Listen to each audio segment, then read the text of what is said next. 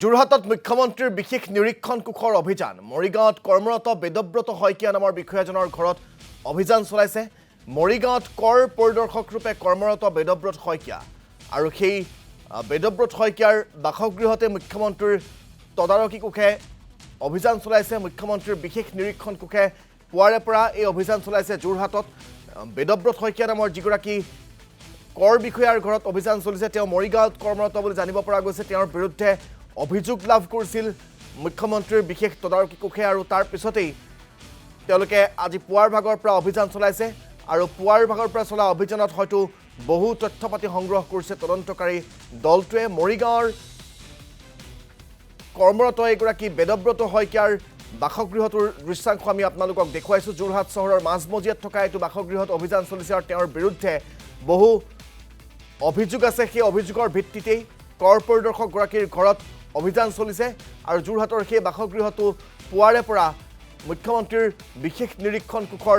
দলে সম্পূৰ্ণৰূপে নিজৰ তত্ত্বাৱধানত লৈ তন্নতন্নকৈ সকলো পৰীক্ষা নিৰীক্ষা কৰা দেখিবলৈ পোৱা গৈছে আমি গোটেই বিষয়টো সন্দৰ্ভত সবিশেষ জানিবলৈ আমাৰ উজনি অসমৰ ব্যুৰো চিফ পৰমানন্দ বৰাৰ সৈতে ফোনযোগে সংযোগ স্থাপন কৰিছোঁ পৰমানন্দ বৰা এগৰাকী কৰ পৰিদৰ্শক বেদব্ৰত শইকীয়াৰ বিৰুদ্ধে কেনেকুৱা কি অভিযোগ আছিল যি অভিযোগৰ ভিত্তিত আজিৰে অভিযান চলিছে যোৰহাটত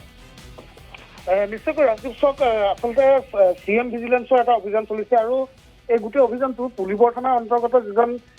বিষয়াজনৰ নাম দেৱব্ৰত শইকীয়া আৰু দেৱব্ৰত শইকীয়া কৰ্মৰত সূত্ৰে তেখেত মৰিগাঁৱত থাকে আৰু তেওঁ কৰ পৰিদৰ্শক বুলি আমি জানিব পাৰিছোঁ আৰু তেখেতৰ ওপৰত যথেষ্টখিনি দুৰ্নীতিৰ অভিযোগ আছে বুলি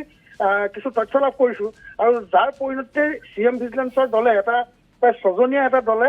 যোৰহাটৰ পুলিবৰ থানাৰ অন্তৰ্গত অজন্ত বাইপাছৰ কাষতে তেখেতৰ ঘৰ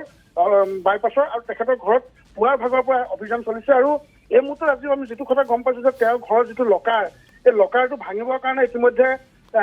মিস্ত্ৰী মাতি অনা হৈছে বুলি আমি গম পাইছোঁ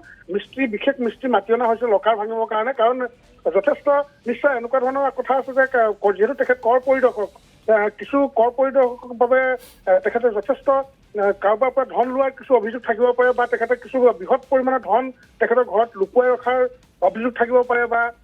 নথি পত্ৰ থাকিব পাৰে সেইবাবে যি লকাৰ ভাঙিবৰ কাৰণে মিস্ত্ৰী এই মুহূৰ্তত অনা বুলি আমি গম পাইছোঁ আৰু আমি দেখিছোঁ আৰু সেইবাবে গোটেই অভিযানটো কি হয় কিছু পৰৱৰ্তী সময়ত পিছত গম পোৱা হ'ব কিন্তু এটা কথা ঠিক যে মৰিগাঁৱত কৰ্মৰত এইজন দেৱব্ৰত শইকীয়া যাৰ যি যোৰহাটৰ বাসিন্দা যোৰহাট পুলিবৰ থানাৰ অন্তৰ্গত বাসিন্দা তেখেতৰ বাসগৃহত এই মুহূৰ্তত মুখ্যমন্ত্ৰী বিশেষ নিৰীক্ষণ কোষে অভিযান চলাই আছে আৰু এই অভিযানত বিশেষ এটা তথ্য পোহৰলৈ অহাৰ সম্ভাৱনা আছে ৰাজদীপ ধন্যবাদ জ্ঞাপন কৰিছোঁ পৰমানন্দ বৰা সবিশেষ জনোৱাৰ বাবে